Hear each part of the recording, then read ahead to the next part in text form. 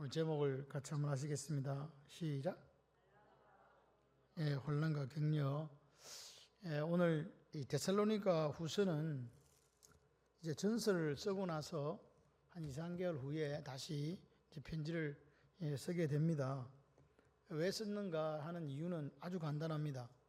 이제 바울이 이렇게 보니까 앞에 전서에서 5장 3절에 그들이 평안하다 안전하다 할 그때에 임신한 여자에게 해산의 고통이 이런 것 같이 멸망이 갑자기 그들에게 이르니 결코 피하지 못하리라 예수님의 재림에 대해서 이야기해 주고 있거든요. 그러니까 이 사람들이 그 말을 듣고 어떻게 생각했냐, 재림이 임박했다 또는 재림이 이루어졌다라고 그렇게 잘못 생각을 했다는 거죠. 잘못 생각을 하고 어떻게 했냐, 생업을 포기하고 무의도식하는 그런 일들이 생긴, 일을 안 하는 거죠. 이런 일이 생긴 것에 대해서 이제 이게 연락이 온 거예요. 그리고 이제 그렇게 또 혼란이 가중되니까 어떤 사람들은 어떻게 얘기하냐, 내가 계시를 받았다. 성령의 계시를 받았다. 또는 어떤 사람들은 바울 목사님에 따른 편지를 내가 받았다. 라는 식으로 사람들을 이제 미혹하는 그런 상황이 되었기 때문에 데살로니가 후서를 쓸 수밖에 없었다. 그러니까 바울은 생각한 거죠. 데살로니가 교인들이 뭐라고요? 외부로부터 오는 핍박과 환난에는 이 신앙을 지키고 또 믿음도 성숙해졌다는 거죠. 근데 뭐가 문제가 됐다고요? 재림에 대해서 이게 문제가 됐다는 거예요. 재림하는 것에 대해서 이해를 잘 못했다. 이제 그런 이야기입니다. 그런데 이제 바울은 이야기합니다. 지금 당신들이 환난과 고난을 받고 있지만 그거는 지금 재림이 임박한 건 사실이지만 재림이 이루어지려고 하면 배도하는 일들이 있어야 되고 또 불법의 사람도 나타나는 등 재림 전에 거쳐야 되는 그런 단계들이 있다가 이제 2장에 나와요. 그리고 이제 그런 쓰잘데기 없는 가르침에 미혹되지 않기 위해서는 어떻게 해야 되냐, 이제 2장에서 이야기를 합니다. 오늘 1장은 서론이에요. 진리를 굳게 잡고 그리고 규모 있는 생활을 한다는 말은 네가 맡은 일을 매일매일 해라 그 말입니다. 네가 해야 될 일을 하라는 거예요. 이해되시죠? 그래서 이제 데살로니가 후서를 썼다. 그리고 이제 이 데살로니가 교회가 있는 위치가 또 중요해요. 데살로니카는 여러분 아다시피 지금 그리스 지역을 양분했을 때에 아래 지역이 아가야 지방이고 윗 지역이 마게도냐 지역으로 구분이 되거든요. 그래서 아가야의 주도는 고린도고, 그러니까 캘리포니아 주도가 LA듯이 그렇고 위에 마게도냐의 주도는 바로 데살로니가입니다. 그렇기 때문에 여기 데살로니가 지역으로 통해서 어디로 가냐, 아시아로, 빌립보 지나서 아시아로 넘어가잖아요. 이렇게 생기고, 그리고 또 문제니까 아가야 지방으로 내려오려면 반드시 데살로니가 지방을 거쳐서 내려온다. 그런데 이 데살로니가 교회가 빌립보 교회 다음에 바울이 세운 교회가 두 번째거든요. 그러니까 지금 교회가 세워진 위치가 교통의 사통팔달에 있기 때문에 그쪽에 잘못된 신앙이 한번 들어가면 급속도로 아시아와 유럽에 퍼질 수밖에 없는 그런 이제 상황에 있었다. 그렇기 때문에 심각하잖아요. 그래서 데살로니가 전서를 쓰고 급하게 한 2, 3개월 후에 다시 뭘 쓴다? 후서를 쓰게 됐다. 자, 그런데 바울의 그 서신의 중요한 특징이 나오는데요. 대부분은 그렇습니다. 2절을 보시게 되면 은혜와 평강이 너에게 있을지어다 그러잖아요. 하나님 아버지와 주 예수 그리스도로부터, 하나님 아버지와 주 예수 그리스도로부터 은혜와 평강이 너에게 있을지어다. 아멘. 여기 보면 주 예수 안에 있는 데살로니가 교회에 편지합니다 하면서 하나님 아버지와 주 예수 그리스도로부터 은혜와 평강이 여러분에 있기를 기도합니다. 이렇게 하는 거죠. 여러분의 가정에 하나님과 주 예수 그리스도로부터 은혜와 평강이 있으시기를 바랍니다. 여러분 다 좋은데 하나님의 은혜가 여러분 가정에 폭포수처럼 흐르지 않으면 안 돼요. 오늘 제가 필리비하고 밥 먹었거든. 고개를 들어. 너 왜 마스크를 쓰고 있어? 필리비하고 제가 약속을 했거든요. 그러니까 한 번의 습관이 그렇게 어려운 거야. 네가 생각해도 어렵지. 그냥 저하고 오늘 같이 마스크를 벗고 6년 만에 마스크를 벗고 밥을 먹고 차를 타고 돌아다녔는데 이제 그래서 제가 그랬어요. 내 교회 가서 이야기할 거다. 내 새벽기도 응답받았다고. 그렇게 제가 필립이 기도가 뭐냐? 마스크를 벗게 해주세요. 그게 제 새벽기도였어요. 필립이 새벽기도. 그래서 이제 오늘 그렇게 만나서 너무 그래 어쨌든 용기를 내줘서 감사하고 또 그렇게 자기가 이제 이렇게 뭐 우리가 서로 호상간에 담화를 나누면서 이제 그렇게 했다는 게 중요해요. 여러분 이거요 우리가 어떤 것이 한번 딱 몸에 배이면 그거를 떨쳐낸다는 게 그렇게 무서워요. 그래서 중요한 거는 좋은 습관을 들이도록 그렇게 이제 해야 되는데 그것이 우리에게 꼭 필요하다. 그리고 제가 그랬어요. 우리 필리피가 너무 잘생겼잖아요. 우리가 6년 만에 보니까 얼굴에 점이 2개 생겼더만. 그래가지고 너 점 생겼다. 그래가지고 자기가 이야기하는 거죠. 마스크 안 쓰면 점이 안 생길 줄 알았대요. 쓰면 점이 안 생길. 마스크 안 쓴다고 점이 안 생긴 건 아니잖아요. 햇빛이 똑같이 들어온대 사실은. 그래서 차이가 별로 없는데 그런 것도 있나 봐요. 그래서 제가 참 잘 커졌고 잘생겼다 내가. 잘생겼다. 그런 생각을 하고 이야기도 나눴어요. 생각한 것보다 많이 컸더라고요. 그래서 고마웠고 그래서 제가 저거 학교 보내겠나 그랬는데 제 마음에 집에 와서 그랬어요. 보내도 되겠더라. 그런 이야기를 제가 사모한테 했습니다. 잘할 줄 믿습니다. 은혜와 평강이 우리에게 있어야 돼요. 뭐가 있어야 된다고요? 평강이 먼저 있는 게 아니라 은혜가 먼저라고. 항상 순서를 잘 보세요. 은혜와 평강. 그래서 하나님께서 우리에게 부어주시는 은혜가 있어야 돼요. 하나님의 헤세드. 하나님 여러분의 가정과 여러분의 인생 속에 부어주시는 하나님의 은혜가 이렇게 폭포수처럼 흘러 넘쳐야 돼요. 그렇게 될 때에 내게 뭐가 오느냐? 평강이 와요. 하나님의 은혜가 없으면 평강이 없습니다. 그래서 오늘 우리가 기도할 때 다른 것보다도 뭘 사모해야 되니까 하나님의 은혜를 사모해야 돼요. 그러면 하나님이 그 하나님의 은혜의 폭포수가 흘러가는 그 사람의 삶 속에 하나님 뭐가 임한다? 샬롬이 임하는 거예요. 이해되십니까? 평강만 주세요가 안 돼요. 하나님 은혜가 먼저라니까요. 항상 성경을 읽으면서 순서를 보시기를 바랍니다. 그래서 1장은 제가 말씀드린 것처럼 서론입니다. 그리고 2장은 적그리스도, 그리고 그 다음에 3장은 규모 있는 생활 하지 마라. 재림을 사모하는 사람은 이 책임을 지고 살아야 된다. 이런 이야기입니다. 그래서 보십시오. 오늘 1, 2절은 제가 조금 전에 말씀드린 것처럼 인사입니다. 인사. 그리스도 안에 있는 그리스도가 중요해요. 그리스도 안에 있는 사람들에게 은혜와 평강이 있는 거예요. 그리스도 바깥에 있는 사람들은 걱정과 근심과 다른 것들밖에 없어요. 그런데 예수님 안에 있는 사람들에게는 하나님으로부터 오는 은혜가 있어요. 그 은혜를 우리가 누리고 그 은혜 속에 여러분이 토브 좋다, 샬롬 할 수 있는 평강이 임하는 거예요. 제가 오늘 필립한테 물었어요. 필립아, 네 이름의 뜻을 내한테 설명해 봐라. 그러니까 바로 서라고요. 그래서 그렇게 이야기를 하더라고요. 그래서 내가 다시 이야기를 했어요. 아버지가 그렇게 네한테 해준 거는 다른 속뜻이 있다. 그래서 제가 설명을 해줬어요. 하나님의 말씀과 기도로 바로 서서 세상 속에서 빛과 소금으로 살아라는 그게 필립이다. 제가 그렇게 이야기했어요. 그래서 인터뷰하러 갔을 때 꼭 그렇게 이야기해라. 그 가서 이야기해라. 제 이름의 뜻이 그렇습니다. 그런 인생을 살기를 원합니다. 그렇게 이야기해라 그랬어요. 그러니까 오늘 우리가 서는데 어디 위에 서야 된다고? 말씀과 기도 위에 서야 돼요. 그게 오늘 우리가 바로 서는 거예요. 그게 바로 서면 내가 그렇게 안 하려고 해도 빛이 되고 소금이 돼요. 아멘이시죠? 네. 그런 우리의 마음이 있어야 돼요. 우리 자녀들이 말씀과 기도 위에 잘 서기를, 그러면 하나님께서 그 인생의 길을 이렇게 인도해 주세요. 내가 인도하는 거 아니라니까. 우리가 아무리 마음으로 우리 길을 계획하고 계획을 세워도 그 걸음을 인도한다는 말은 우리가 계획을 세우지만 그 계획을 하나님께서 인정하시고 그분이 이끌어 가신다는 거잖아요. 우리가 이런 계획 저런 계획 세우는데 하나님께서 아니야 그러면 그 계획이 이루어지지가 않아요.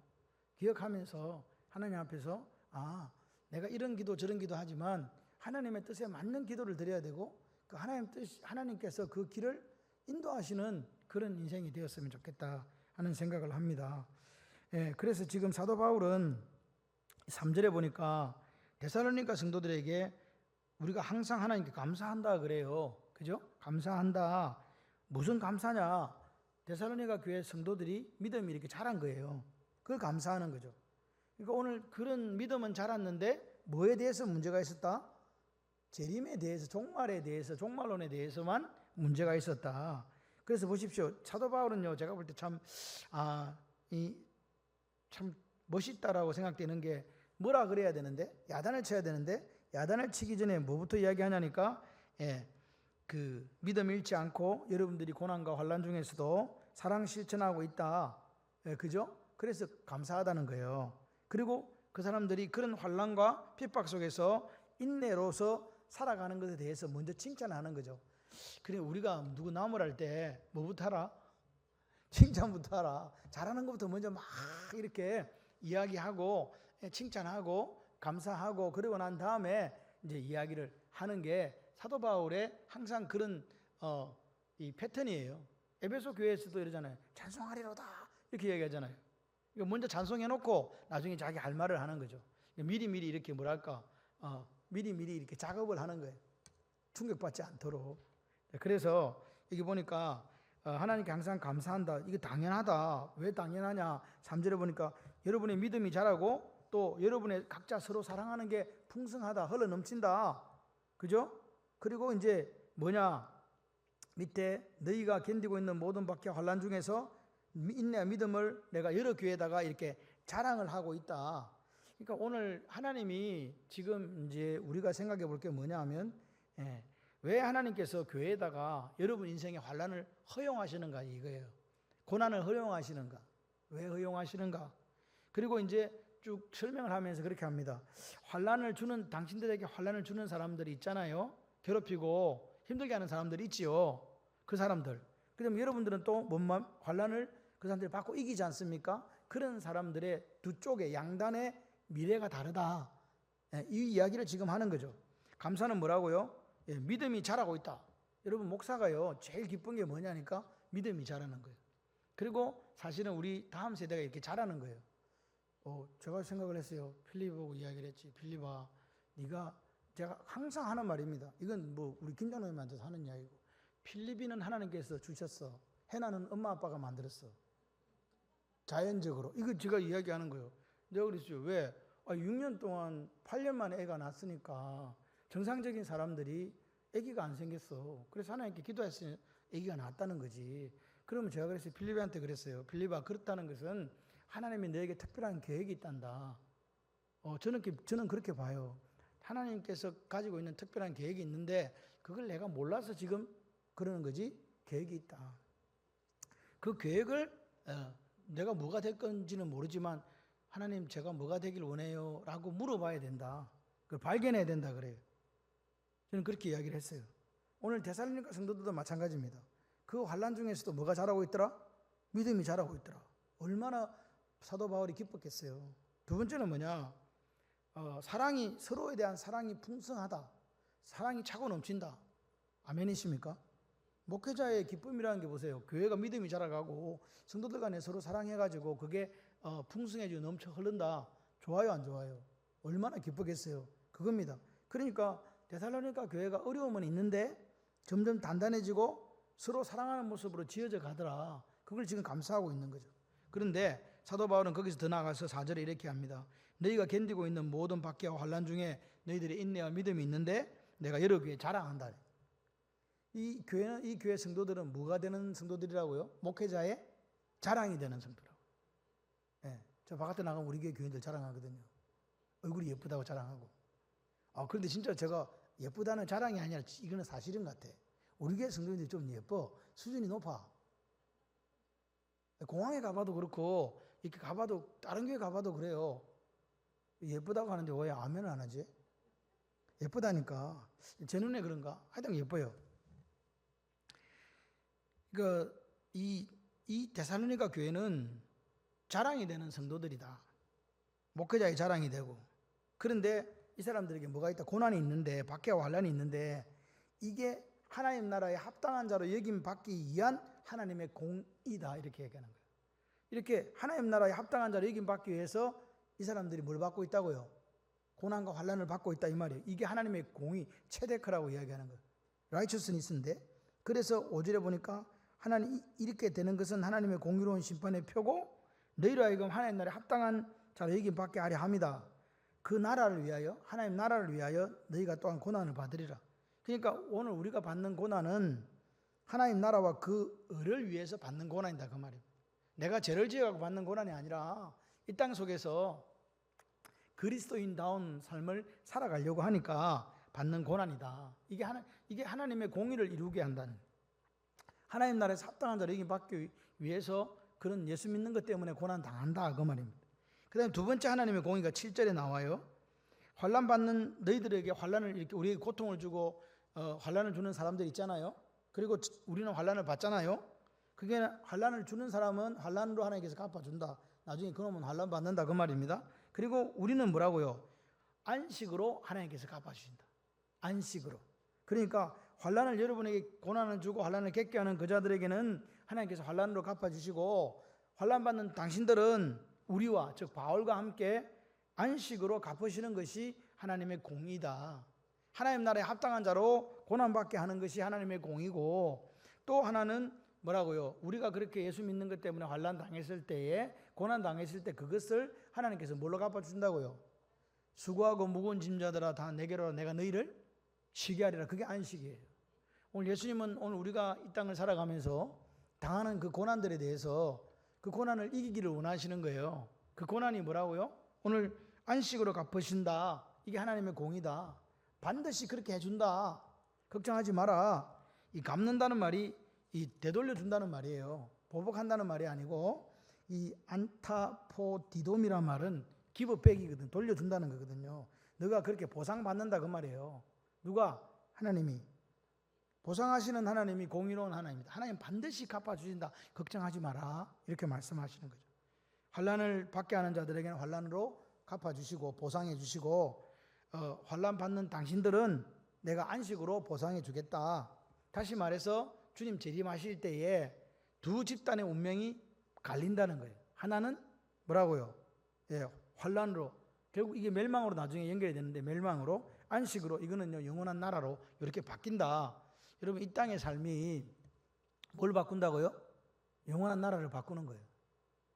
여러분, 이 땅의 삶이 영원한 나라를 바꾼다는 사실을 기억하시기를 바랍니다. 그래서 9절, 8절, 9절에 보니까 보세요. 한번 같이 8절 한번 읽어볼래요? 시작. 하나님을 모르는 자들과 우리 주 예수의 복음에 뭐하는 자들에게, 복종하지 않는 자들에게 뭘 내린다? 형벌을 내린다. 우리 데살로니가후서 1장에서 8절에서 보게 되면 하나님 모르는 자들, 복음에 복종하지 않는 자들의 형벌을 내리는데, 9절 보세요. 시작. 이런 자들은 주의 얼굴과 그의 힘의 영광을 떠나 영원한 멸망의 형벌을 받는다. 이런 게 보세요. 하나님 모르는 자들, 우리 주 예수의 복음에 복종하지 않는 사람들은 벌을 받게 되는데, 그 벌이 뭐라고요? 영원한 멸망이다. 영원한 멸망이다. 그럼 언제 그런 벌을 받게 되나요? 그게 이제 주 예수께서 자기의 능력과 천사들과 함께 하늘로부터 불꽃 가운데 나타나실 때, 그날에, 10절에 그날에, 이게 이제 에떼떼인데, 또는 원데이, 우리 노래 제목, 아까 노래 이것 때문에 부른 거예요. 그날에 주님이 오신다. 호련히 변화되리. 할렐루야. 근데 변화되는데 안 믿는 사람도 변화돼요. 근데 안 믿는 사람 변화되고 어찌 된다고? 영원한 행복으로 가고, 믿는 사람 변화되고 어디 가고? 안식으로 들어간다 그 말입니다. 너희들이 안식을 주겠다. 영원한 안식을 주겠다. 아멘이십니까? 그러니까 재림의 다른 측면은 심판이에요. 주님이 오시면 반드시 심판하신다. 심판하시는데 우리에게는 무슨 심판? 같이 해봐요. 상급 심판. 안 믿는 사람들에게는요, 멸망 심판이에요. 그러니까 오늘 여러분의 삶에 날마다 하나님 은혜가 임하기를 소원해요. 하나님의 그 은혜를 따라 평강이 있기를 바랍니다. 환난을 우리에게 받게 했던 그 사람들은 하나님 모르는 사람들, 예수 복음에 복종하지 않는 사람들이잖아요. 그 사람들에게 뭘 내린다? 형벌을 내리는데 그게 영원한 멸망이다. 그날에 그가 강림하사, 예수님이 강림하사 그의 성도들에게서 영광을 받으시고, 예수님이 강림해가지고 그분이 영광을 우리한테 받는다 그 말이에요. 모든 믿는 자들이 놀랍게 여김을 얻을 것이다. 모든 믿는 자들에게서 놀랍게 여김을 얻을 것이다. 예수님이요. 그러니까 오늘 우리가 주님의 재림을 이렇게 사모하며 살아가는데, 심판이 되는 사람도 있다는 거예요. 그게 심판이다. 심판에서 영원한 멸망으로 들어간다. 또 한 가지는 그 재림이 기가 막힌 놀랍게 여김을 받게 되는 기가 막힌 위로가 되는 사람들이 있다. 그게 누구라고요? 이 땅을 살아가면서 예수와 복음으로 말미암아 고난당하는 사람들이라 그 말입니다. 그러니까 지금 당하는 이 환난과 고난이 장차 우리가 맛보게 될 영광에 비교할 수 없다. 아멘이시죠? 여러분, 오늘 우리가 잘 살아야 돼요. 돈도 많이 벌고 건강하고, 그죠? 왜 그래요? 지금 그날이 오기 전에 우리에게 허락하신 날들 속에 하나님 우리를 바라보실 때 뭐라고요? 예수와 복음을 위해서 그렇게 환난과 고난을 당했다면 당신에게는 분명한 보상이 있는데 그게 뭐라고요? 영원한 안식심이다. 아멘이십니까? 예. 사람은요, 이 시간은 어떻게 할 수가 없어요. 흘러가요. 내가 아무리 붙잡고 있으려고 해도 시간은 흘러갑니다. 그 시간이 흘러가기 때문에 오늘 기가 막힌 체험을 하는 저와 여러분이 되기를 소원합니다. 그러니까 데살로니가 교인들이 위로가 되는 거예요. 그래, 우리가 지금 예수님 때문에 이렇게 환난 당하는데 나중에 뭐가 된다? 우리는 영원한 나라, 그죠? 주님이 우리 때문에 우리한테서 영광 받으시고 우리는 우리가 놀랍게 여기는 기가 막힌 체험을 하게 될 거다. 아멘이십니까? 그러니까 재림에 대해서 지금 데살로니가 전서는 계속해서 우리에게 이야기해 주고 있다. 한날의 괴로움은 그날의 족하다. 내일 일은 내일이 걱정한다라는 말 속에서 우리가 생각해 볼 것은 무엇이냐? 오늘이요, 오늘. 오늘이 내게 하나님 허락하신 날이고 오늘 이 하루가 우리에게는 마지막일 수 있다는 사실을 반드시 기억해야 돼요. 최복의 집사님 연락이 왔는데요. 그 1차 수술에서 이 대장이 이렇게 괴사한 쪽이 많고 그래서 뭐 절제를 하고 했는데 이 천공이 생겨서 다시 이제 재수술을 할 수밖에 없어서 이제 소장 부분도 그게 이제 이게 천공이 되면서 이렇게 또 해서 이게 또 이 장기 쪽에 이렇게 문제가 왔나 봐요. 그러니까 뭐라 그럽니까? 그걸 뭐 된다 그러지? 괴사된다 그러죠. 그렇게 돼서 수술을 2차를 지금 했는데 제가 볼 때 이민 갈 가능성이 많아요. 의사가 기다려보자. 다른 게 없다 지금. 그리고 왼쪽 다리가 이제 이렇게 푸렇게 되는 게 발목이었는데 계속 이렇게 위로 올라오고 있다. 그렇게 해서 이야기를 하더라고요. 그래서 그냥 마음에 전화를 이렇게 딸하고 통화를 하면서 그냥 기도하자. 그렇게 하니까 딸이 막 울어요. 엄마한테 잘해준 것도 없는데, 엄마한테 내가 심한 말도 했는데, 이제 왜 그런 거 있죠? 내 속에 밀려오는 후에, 제가 항상 이야기하잖아요. 같이 해봐. 있을 때 잘하자. 있을 때 잘해야 돼. 있을 때 아내에게 따뜻한 말 한마디, 남편에게 따뜻한 말 한마디, 부모에게 따뜻한 말 한마디, 자녀에게 그렇게 해야 돼요. 그거 안 하고 내가 내일 할 거야. 내일은 우리에게 없다니까요. 한날의 괴로움은 그날이 족하다는 말은 오늘밖에 우리에게 없다는 거예요. 그죠? 그렇다고 해서 오늘밖에 없다고 하면 네 마음대로 살아라는 게 아니잖아요. 오늘 내가 사랑하고, 이게 보니까 사랑이 풍성해진다네. 사랑이 각자가 하는 모든 사람이 사랑이 풍성했다. 그래 되시기를 바랍니다. 어떤 사람은 이래 보면 천년만년 살 것처럼 그렇게 사는 사람도 있어요. 나중에 하면 됩니다. 나중에 하면 됩니다. 그런 건 없더라고요. 그냥 지금 내가 할 수 있는 거 최선을 다해서 그렇게 가족 안에서도 또 성도들 안에서도 서로 사랑하고 그렇게 살아가야 된다. 아멘이시죠? 내일은 내일이 알아서 하는 거지 내일까지 우리가 어떻게 할 수가 없다. 그래서 우리의 얼굴은요 찡그릴 이유가 없어요. 내가 찡그린다고 사실 누가 나한테 밥을 한 그릇 사주지는 않더라고요. 내 아는 사람이 사주지. 그러니까 아는 사람 앞에 가서 찡그려. 밥 사줄 사람한테 이렇게 가지고. 그럼 뭔 일 있나 이렇게 물어보는데 모르는 사람한테 찡그리면 그 사람이 우리에게 무슨 이야기를 하겠어요? 무슨 일 있냐고 물어볼 수 있는 그런 아름다운 관계가 돼야 되지 않겠습니까?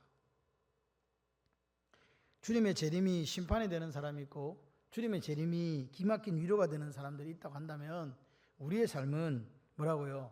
기가 막힌 체험이 되는 그 삶이 되었으면 좋겠습니다. 그리고 11, 12절은 이제 기도에 대한 부분입니다. 사도 바울의 기도입니다. 제가 말씀드린 것처럼 1장은 전체가 서론으로 되어 있다고 그랬습니다. 3장까지 되어 있는 짧은 성경 속에 본문은 2장, 3장으로 이렇게 간다 보시면 돼요. 그래서 11절, 12절 한번 읽어봐요. 시작. 이러므로 우리도 항상 너희를 위하여 기도한다 그러죠.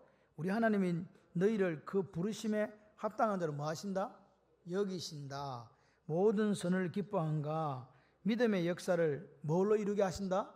능력으로 이루게 하시고 우리 하나님과 주 예수 그리스도의 은혜대로 우리 주 예수 이름이 너희 가운데서 영광을 받으시고 너희도 예수 안에서 영광을 받게 하려 합니다. 이렇게 이야기해요. 오늘 이 사도 바울은 어떤 기도를 하는가? 하나님께서 데살로니가 성도들을 부르심에 합당한 자로 여겨주세요. 이렇게 기도하는 거죠. 제가 이렇게 기도해요. 우리 성도들이, 우리 교인들이 하나님의 부르심에 합당한 자로 이렇게 살게 해주십시오. 하나님이 그렇게 여길 수 있는 삶을 살았으면 좋겠습니다. 라고 기도합니다. 각자의 삶의 현장 속에서 여러분들이 뭐라고요? 부르심에 합당한 자로 살아야 부르심에 합당한 자로 여기심 받지 않겠어요? 그런 모습이 있기를 바랍니다. 오늘 하나님은 우리를 콜링하셨어요. 뭘로? 성도로, 하나님의 자녀로. 그러고 나서 내가 너를 불러주었으니까 그 부름에 합당한 삶을 살아라라고 그렇게 우리에게 말씀합니다. 여기 보니까 삶의 그 부르심에 합당한 자로 여긴다는 말은 믿음으로 우리가 잘 산다는 이야기예요. 믿음, 제가 오늘 밤 내 영혼을 취해간다 그러니까 맨날 죽는 이야기 한다고 이야기하지 마시고 그게 우리의 삶이에요. 예. 아무리 내가 사는 게 힘들어서 그냥 마감해야 되겠다 해도 마감 안 돼. 내 마감 안 해야 된다. 내가 우리 자녀를 위해서 막 이렇게 살아야 된다 해도 마감해야 된다면 하나님 마감하셔야 된다 그러면 마감해야 돼. 그게 우리 인생이에요. 그래서 제가 이야기 드리잖아요. 오늘 우리는 어떻게 살고 있는가? 나는 어떻게 살고 있는가? 주님 다시 오실 때까지 사도 바울은 이렇게 기도하는 거예요. 믿음으로 잘 견디십시오. 그리고 우리 데살로니가 교회 성도들이 부르심에 합당하게 살아가게 해주십시오. 그 이야기를 하는 거죠. 여러분들이 여기서 같이 신앙생활을 하시면서 뭐라고요? 믿음으로 잘 견뎌주시기를 바라요. 그리고 뭐라고요? 부르심에 합당하게 살아가시는 하나님께서 야, 너 믿음으로 참 잘 살았구나 라고 말씀하시는 그런 삶이 되셨으면 좋겠습니다. 11절에 또한 뭐라고 이야기하니까 이렇게 이야기해요. 모든 선을 기뻐함과 믿음의 역사를, 모든 선을 기뻐함이 하나가 있고 믿음의 역사가 있는 거죠. 그걸 뭘로 이루게 한다고? 능력으로 이루게 하시고 예수 그리스도 이름이 너희 가운데 영광 받으시고 너희도 예수님 안에서 영광을 받게 하려고 기도하고 있다는 거죠. 그러니까 보세요. 부르심에 합당한 삶은 결국 우리를 어디로 인도한다? 하나님의 영광스러운 자리로 인도한다. 아멘이십니까? 하나님의 영광스러운 자리로 우리를 인도한다. 그래서 그날에 즉 예수님이 재림하실 때에 성도들에게서 교인들에게서 하나님이 영광을 받는 것까지가 부르심의 목표예요. 하나님이 영광 받으시고 우리도 그 안에서 영광스럽게 되고 예수님이 영광을 받으시고 우리도 그 안에서 영광스럽게 되고 거기가 부르심의 목적이다. 이해되시죠? 그러니까 나만 영원한 나라에 가는 게 아니라 주님이 여기 나오는 것처럼 뭐라고요? 자기의 능력의 천사들과 함께 하늘로부터 불꽃 가운데 나타나실 때에 예수님도 뭐 받으시고 영광을 받으시고 우리도 예수 안에서 영광을 받는다. 그게 부르심의 목적이다. 그러니까 우리가 이 땅을 살아가잖아요. 살아가는데 언제 우리가 예수 그리스도의 영광이 되고 예수님이 우리의 영광이 되는가? 예? 그리고 우리가 그 예수 안에서 언제 영광이 되는가? 그게 바로 주님 오시는 날이라면 주님 오시는 때. 그러니까 오늘 지금 이제 여기서 바울이 하고 싶은 말은 주님이 언제 오실지 모르는데 그렇게 낭창하게 규모 없이 허송세월하면서 허랑방탕하게 살지 마라 그 말입니다. 언제 오실지 모르지만 그때까지 주님 오시는 그때까지 부르심에 합당한 삶을 살아야 됩니다. 라고 우리에게 이야기해 주는 거예요. 이것이 누구의 기도다? 사도 바울의 기도다. 그런데 이게 보니까 모든 기뻐함과 믿음의 역사를 이루어 주시는 분이 어디 있는가? 하나님의 능력에 있다는 걸 잊지 말아야 됩니다. 오늘 우리가 항상 부르심에 합당한 삶에는 우리의 노력이 필요해요. 의지를 드려야 된다고요. 이해되시죠? 그렇지만 그 의지로 갖고는 뭐라고요? 모든 선을 기뻐함과 믿음의 역사가 이루어지지는 않는다. 그럼 누가 있어야 된다? 하나님이 계셔야 된다. 하나님의 능력이 있어야 되고 하나님의 은혜가 우리 속에 있어야 된다. 그래서 우리가 기도하는 거예요. 하나님의 은혜와 하나님의 평강이 내 속에 있기를 소원합니다. 할렐루야. 그렇게 되시기를 바라요. 하나님의 은혜와 평강은 환경이 좋아져서 은혜와 평강이 오는 게 아닙니다. 오늘 예수를 믿는 믿음으로 나아가는 사람에게 하나님께서 조건 없이 부어주는 사랑이에요. 그 사랑이 있으셔야 돼요. 그래서 우리가 일이 잘 풀릴 때도 있고 잘 풀리지 않을 때도 있지만 항상 내 속에 하나님의 강물 같은 은혜가 있을 때에 감사함이 나오고 찬송이 나오고 평강이 있는 거 아니겠습니까? 그렇게 되시기를 바랍니다. 그래서 오늘 하나님의 이 은혜가 우리에게 있어야 되고 하나님 평강이 있어야 되고 또 하나님 능력이 있어야 되고 그리고 우리의 의지적인 노력이 같이 갔을 때에 하나님께서 우리를 부르심에 합당한 삶을 살아간다. 그리고 그것을 완성은 누가 하느냐? 하나님이 하세요. 내가 하는 게 아니고. 이해되시죠? 그래서 그렇게 하려면 어떻게 되냐? 오늘 제가 서두에 필리비에게 이야기한 것처럼 네가 이 땅을 살아가면서 네 이름의 뜻을 생각할 때에 뭐라고요? 하나님의 말씀과 기도에 이 파운데이션 기초를 잡아야 된다. 그게 무슨 말인가? 오늘 우리에게 똑같이 적용됩니다. 신실하게 하나님의 말씀을 묵상해야 된다. 그리고 묵상한다는 말은 기도와 같이 들어가는 거잖아요. 그리고 그 말씀대로 어떻게 해야 된다고? 오늘 삶에서 우리가 살아내야 된다. 쉽습니까? 어렵습니까? 어렵지요. 예, 그렇습니다. 어렵습니다. 그런데 그렇게 해야 된다고 이야기하는 거죠. 주님이 언제 오실지 모르지만 데살로니가 교회 성도들에게 또 우리에게 동일하게 이야기하는 거죠. 매일 성실하게 신실하게 하나님의 말씀을 묵상해라. 예배자로 살아라. 그리고 고백하기는 주님의 말씀이 내 발의 등이고 빛이라고 고백하는 그 삶을 매일매일 살아라는 거예요.